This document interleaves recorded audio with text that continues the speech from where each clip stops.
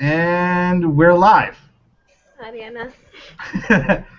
Good evening, everyone. My name is Ashley Collins. I'm the Communications Coordinator for the Office for Peace and Justice. And welcome to hashtag Project CST's first webcast. For this week, we're talking about the dignity of human life, especially in regards to the immigrant community. I'm going to hand it off to our lovely host, Brianna, to introduce our guest for tonight. Hi, everyone. Thanks for coming by. First, we're going to introduce these three lovely ladies behind me. So can you guys just introduce yourselves and let us know what you're doing with your lives and such? Yeah. My name is Stephanie Zavala. I am a senior at Dominican University, and I am studying sociology and studies of women and gender. Hi, my name is Andrea Rosales. I'm actually no longer a student. I graduated in 2011 and I studied sociology and Latina studies. Hi, my name is Ariana. I'm undocumented with deferred action. I am a student at Dominican University. I'm a history major and a criminology minor, and I work with the Immigrant Youth Justice League in Undocumented Illinois. And now we're going to introduce Jose. Hi, how are you? Jose Torres. How are you doing? You look very comfortable there. So I'm Jose Torres. I'm the Partnerships Coordinator for the Office for Immigrant Affairs and Immigrant Education. I came to the United States about 20 years ago, so I am an immigrant, and at one point I was also undocumented.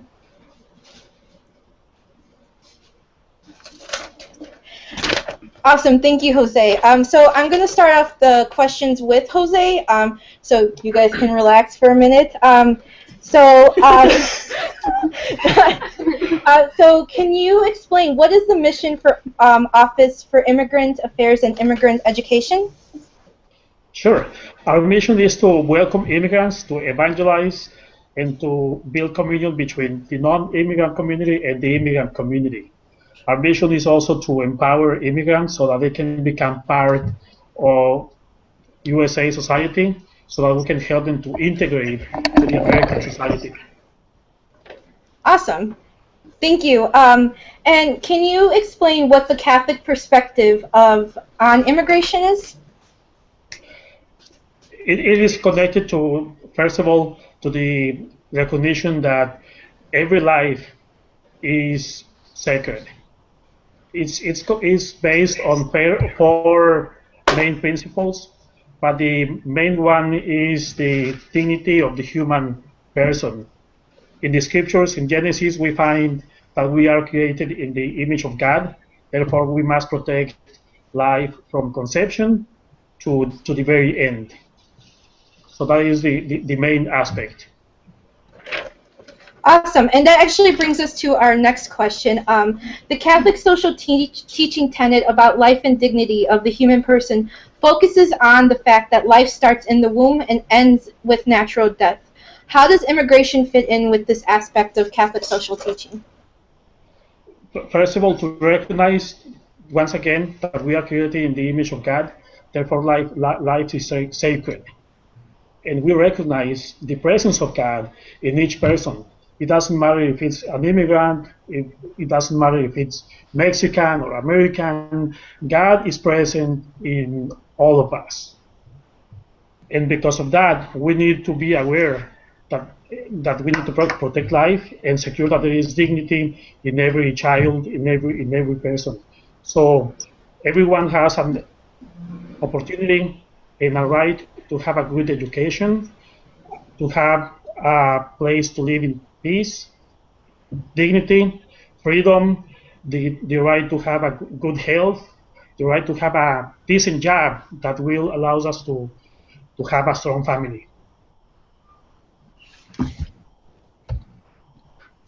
Thank you so much, Jose. Now we're actually going to turn to our lovely ladies here, and they're going to actually talk about their experiences as undocumented students. So whoever wants to answer the first question, you're more than welcome to. As an undocumented student, what are some struggles that are happening today?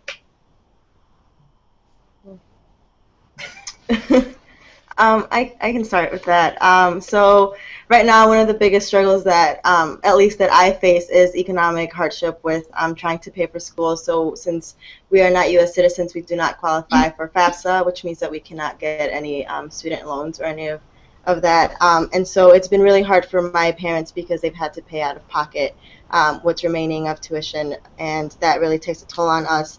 And it's been easier now that we have DACA, which is we have permission to work here legally in the United States for 2 years. But in the past, it has been really difficult because we couldn't get a job legally, we could not get a state ID, we could not drive, we could not travel in the United States.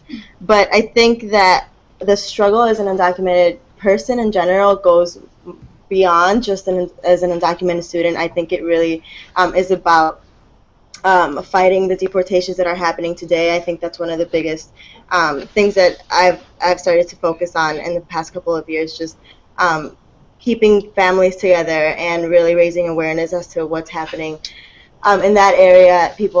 Families are being separated, communities are also being separated and being deported for no reason, no just reason. And so I think that my struggle goes beyond just as a student, but it's about the entire communities and families.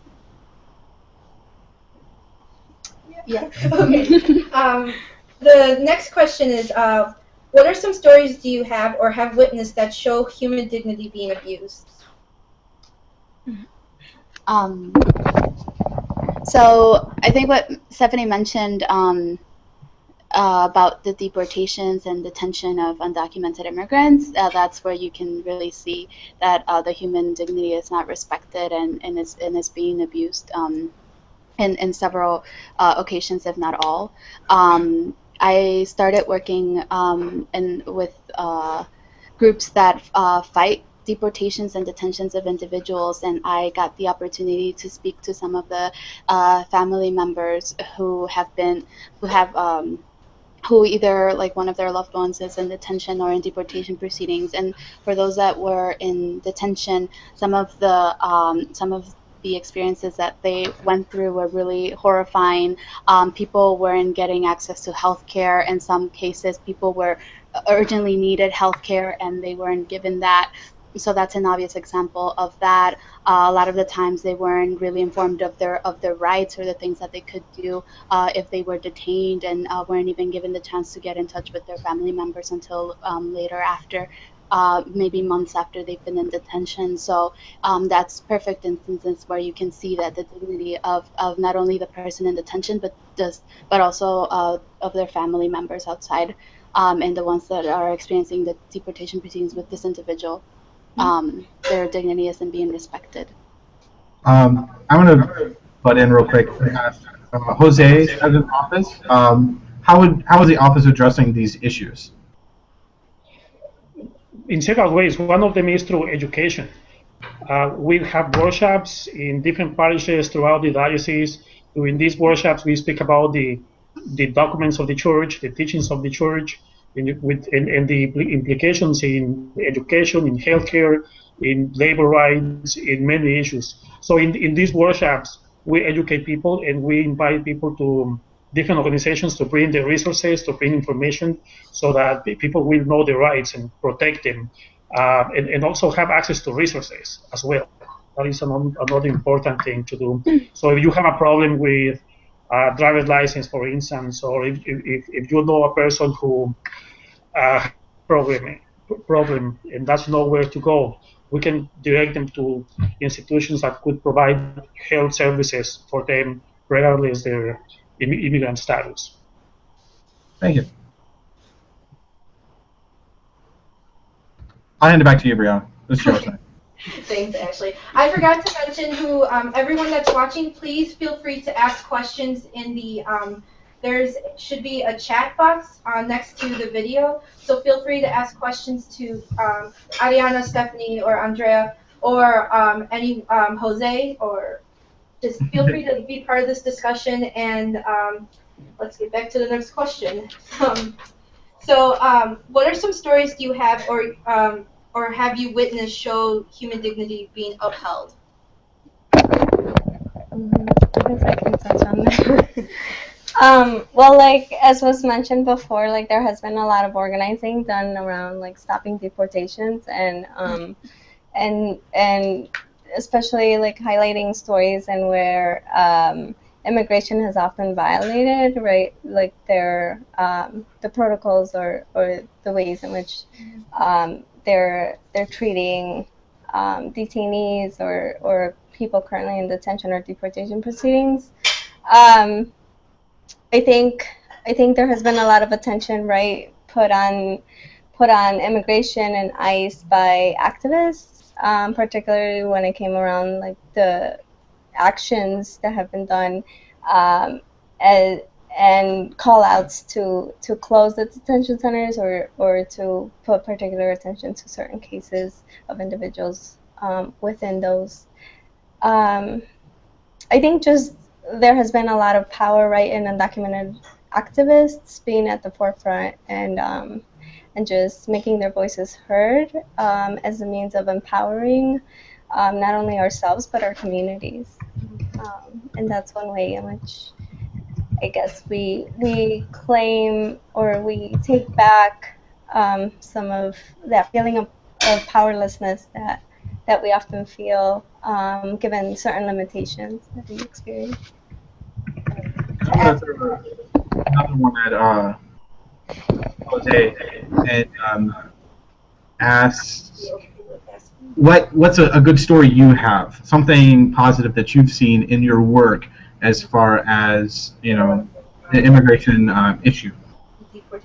Connected, I'm going to elaborate a little bit about the impact of deportations and how it affects the dignity of a family, of the human person. We have a case where one of our leaders, Cecilia Garcia, her husband was deported. So since the husband was deported, the family unity was destroyed. So we have now this family who is surviving in not only one income, so they don't have enough funding. Sometimes they have problems to pay the rent, problems just to pay the basic bills, and just provide for the basic needs of to have a decent life, food, shelter, a job, and just the right to be with your parents is very, very important. So Cecilia went to Mexico, tried to get permission, a waiver for her husband so that the husband could come back to Chicago and be with the family. At this point, the case is still pending, but that is an example of how deportations is affecting very negatively our community. But at the same time, we can see that something can be done. We are supporting Cecilia. A church in the south side, Santa Rita, had a second collection to help people like Cecilia to pay for the bills and to pray with her and to work together so that we can demonstrate our love and show our solidarity. It's a beautiful way of showing the dignity of that person. To show that we love, care, and support you as a person. Beautiful story. Thank you. Yeah, and Cecilia and her family are struggling still, but at least they don't feel alone. They know that they can count with our prayers and with our support. Thank you. Great. What you got for us, Brianna? I was trying to. Well, I got one live, question. People. Live. Yeah. My last question is, what do you wish everyone knew about undocumented students and immigration?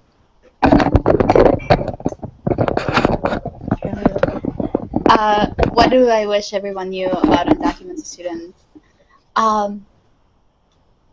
That are sometimes I wish that counselors and the community as a whole, but mainly people who are in the institutions of higher learning would be a little more knowledgeable about our situation as undocumented immigrants trying to access these places of higher education.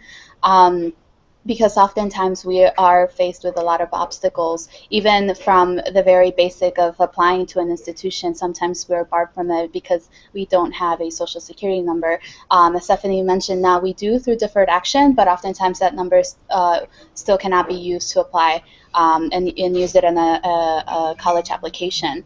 And so just being aware of the fact that of our situation, and I feel like that would be very great, because it would allow them to help us a little better, and maybe for us to even know what we need, because oftentimes this is we're first generation students. We're also tackling that aside from being undocumented students, and so it becomes really difficult.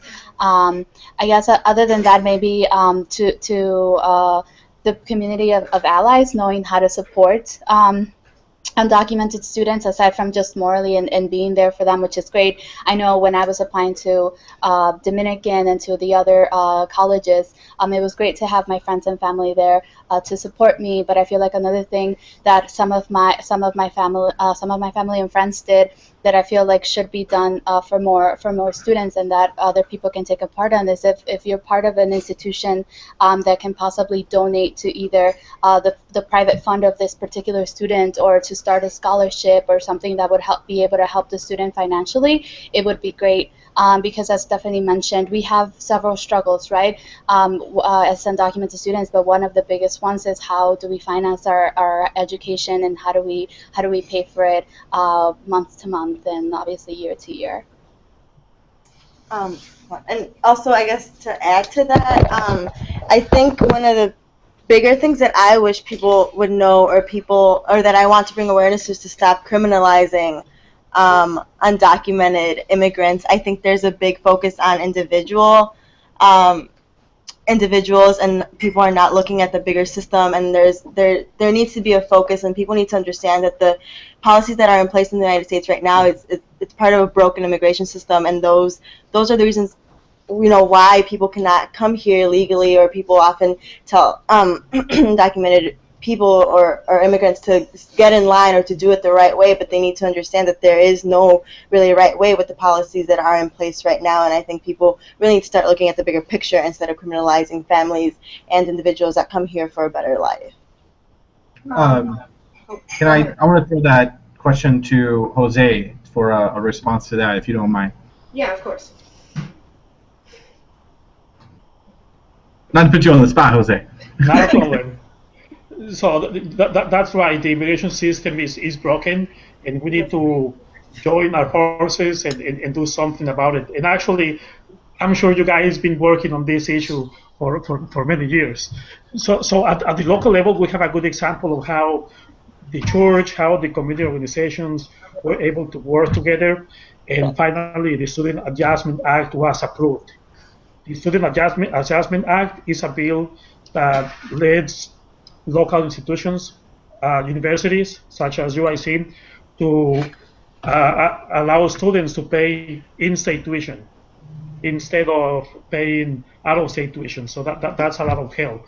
The Dreamers, we pushed President Obama, and now we have DACA, but we want DACA to be extended to their parents, and that's another step forward. So we need to keep moving, and at least one step at a time.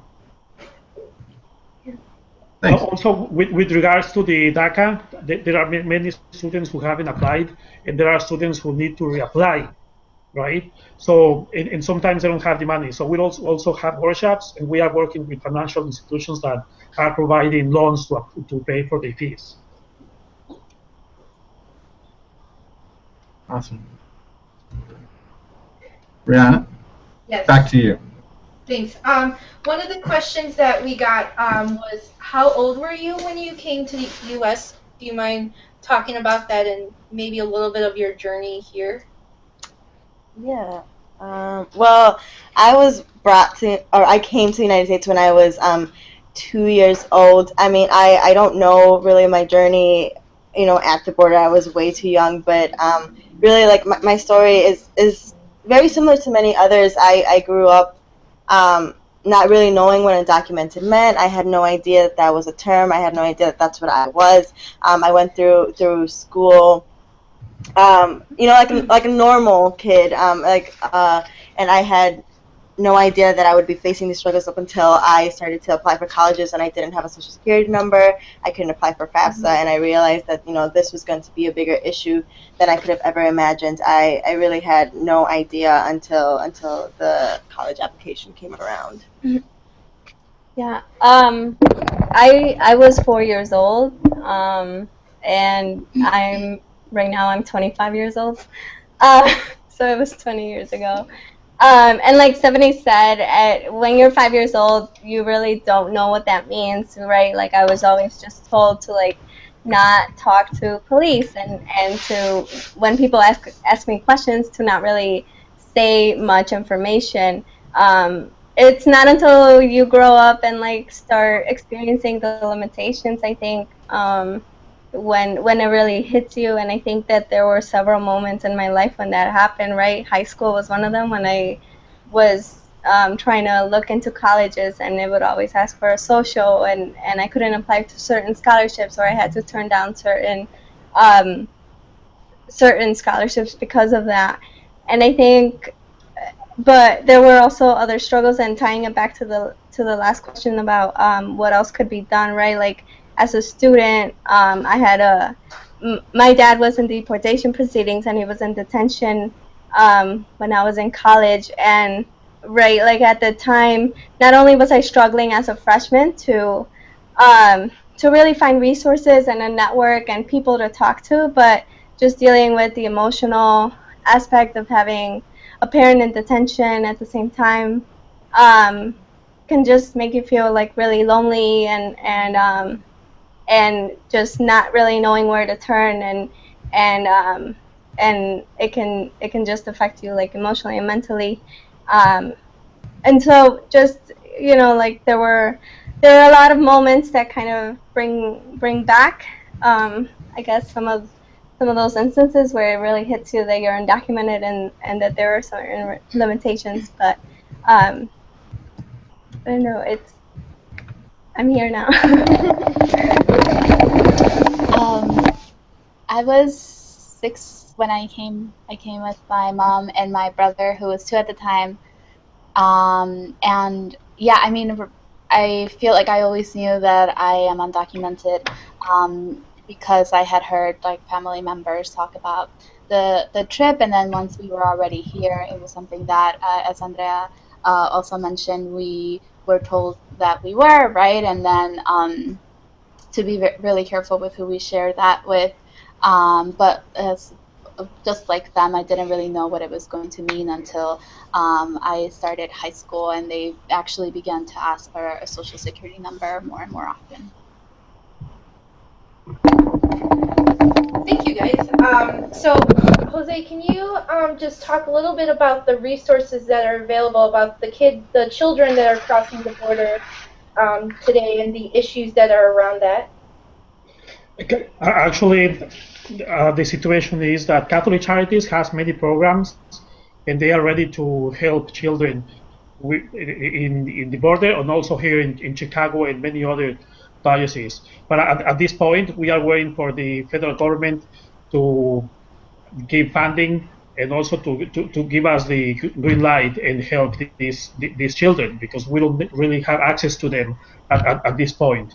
But once we have procedures and the federals allow us to help, I'm sure many of you can get involved in different ways. For example, one is by talking to your pastor at your church to have a second collection, and the funding will be used to provide with food, with clothing, and many times even shelter as well. So that's one thing that you guys can help. Talk to your pastors and ask them to support Catholic Charities. Also, Catholic Relief Services need help. They will also collect funding and help out in Mexico and Central America as well. We'll put some links in at the under the video about where you can help with things like that, including your website. Jose, can you tell us the website of your office? Our website is catholicandimmigrants.org. In there you can find a lot of information about Catholic social teachings. You could find information about a document that is called Stranger No More. Also, there is a video about the human dignity and immigration. And more importantly, we have a calendar of activities across the diocese for this month, for next month, where we are organizing all kinds of workshops and activities to educate people about the issue of immigration. You are also invited to join the Pastoral Migratoria. People from all different ages, from different ethnicities. It doesn't matter how old you are. You can also always participate. We're especially looking for youth. So I'm looking at the three of you now. You can join Pastoral Migratoria, Stephanie and Andrea and Ariana. Great. Thank you so much for the time. Thank you, ladies, so much for being here with us tonight. Putting your face in this Catholic social teaching. I really appreciate it. Brianna, you want to sign us out? Sure. Once again, thank you for everyone who tuned in, and this has been Catholic Social Teaching for your everyday life. See you soon. Bye. I hope to see everyone next week when we offer another interview with another Catholic social teaching. Check our Facebook page soon, and be sure to sign up for hashtag Project CST's special super awesome email list. You can get all the information at chicagopeaceandjustice.org/Project CST. So, all right. Bye. And God bless.